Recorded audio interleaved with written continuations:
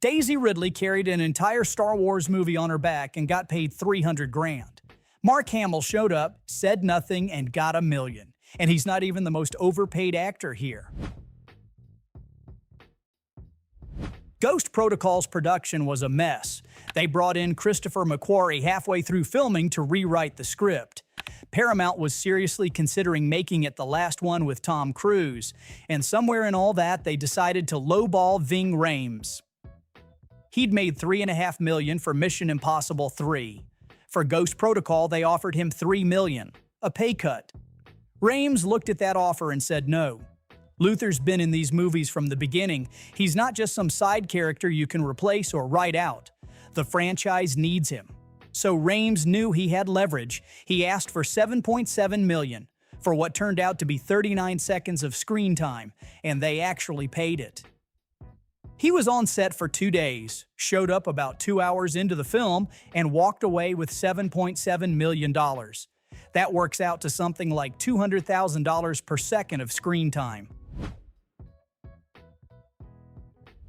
In 2020, Johnny Depp was playing Grindelwald in the Fantastic Beasts series. The third movie was about to start filming.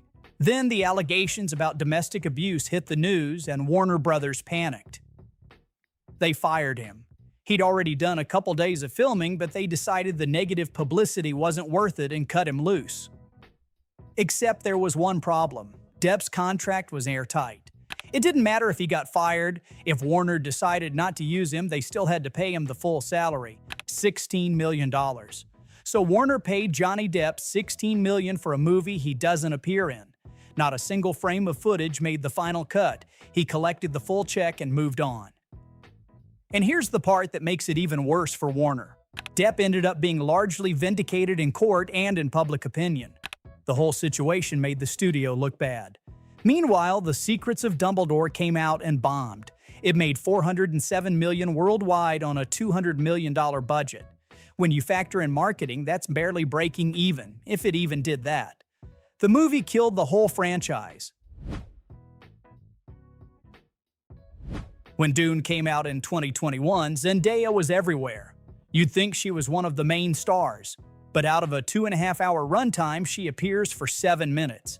That's about 4.5% of the film, and most of those 7 minutes, she's just standing in the background against scenery, not saying anything. Or saying Paul. She got paid $300,000 for that. Now, $300 grand isn't Ving Rhames' money, and it's definitely not Johnny Depp money. But for 7 minutes of mostly standing there, it's still a pretty good deal.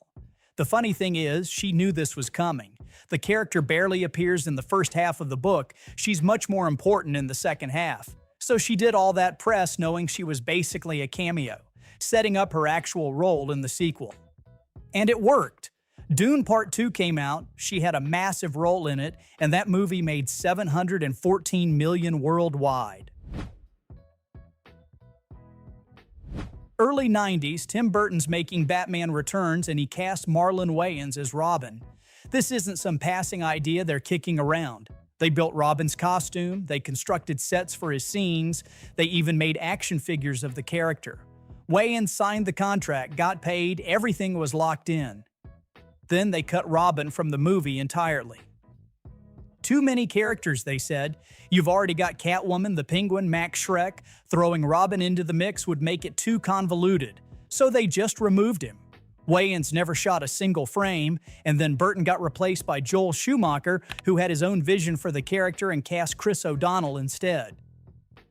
Except Wayans had signed a 2-movie deal. He got paid $100,000. And because of how the contract worked, he's still getting paid.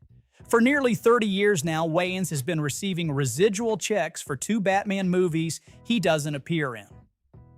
He was in the early stages of his career when this happened.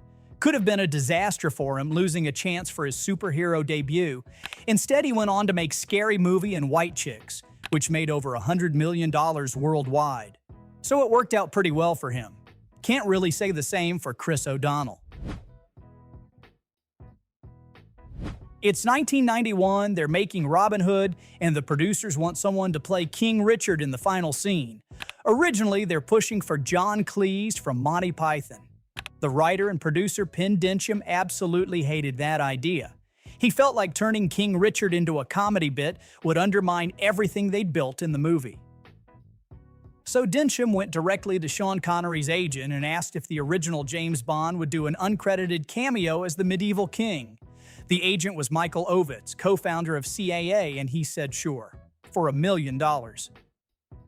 They couldn't afford it. The movie was already over budget, so Connery agreed to do it for $250,000 instead. 1 day of filming, about 1 minute of screen time. That's over $500,000 in today's money for a day's work. To give Connery credit here, he donated his entire salary to a Scottish hospital, so at least the money went somewhere good. The first Mamma Mia made over $600 million at the box office in 2008. It's the most lucrative film in Meryl Streep's entire career. She got a Golden Globe nomination for it and made $7.5 million. So of course they made a sequel. Except this time, Streep's role got whittled down significantly. She's in it for about 5 minutes of a 114-minute movie, and she made $3 million for those 5 minutes. And she wasn't even the only one getting paid like that. Cher showed up for about 7 minutes and got $1 million. The sequel made $395 million against a $75 million budget, so the studio had the money to spend. Critics weren't kind to it. They called it both atrocious and amazing, which is quite the range, but it made solid money anyway. 30 years ago, voice acting was basically charity work. When Babe became a hit in 1995, Universal offered the voice actress a raise from $27,000 to $54,000 for the sequel. She held out for more money. They replaced her with someone who took $50,000. That was the game back then. But then the animation boom happened, and suddenly voice actors could make insane money for almost no work, especially if they were already huge celebrities. Cameron Diaz once told Ellen DeGeneres that her voice work for Shrek 2 took 2 5-hour days. 10 hours total. She made $10 million. That's $1 million per hour of work. For context, she got paid $350,000 for the first one. Shrek 2 was made for $150 million and earned $929 million worldwide, so it's not like DreamWorks couldn't afford it. But still, $10 million for 2 days of talking into a microphone is pretty wild. Back in 2022, when Marvel was still printing money with every movie, the internet lost its mind over a rumor. Harry Styles had supposedly signed a 5-film deal with Marvel worth $100 million to play a character named Eros. Except it was complete bullshit. What Harry Styles actually did was show up for an after-credits scene in Eternals, and that's it. The scene is about a minute long. He got paid $380,000 for it. Now that's still a lot of money for 60 seconds of work, but it's nowhere near a $100 million deal.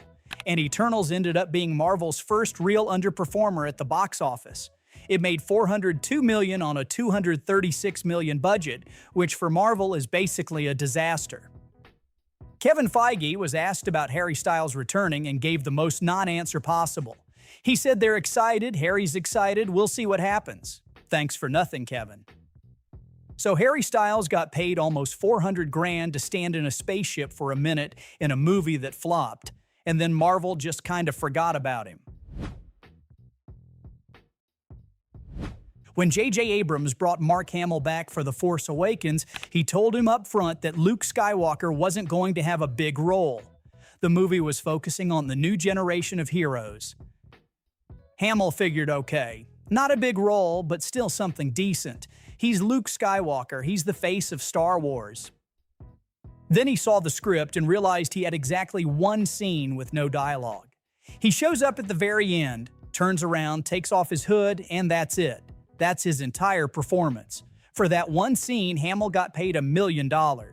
Meanwhile, Daisy Ridley and John Boyega, the actual leads of The Force Awakens, got paid $300,000 each.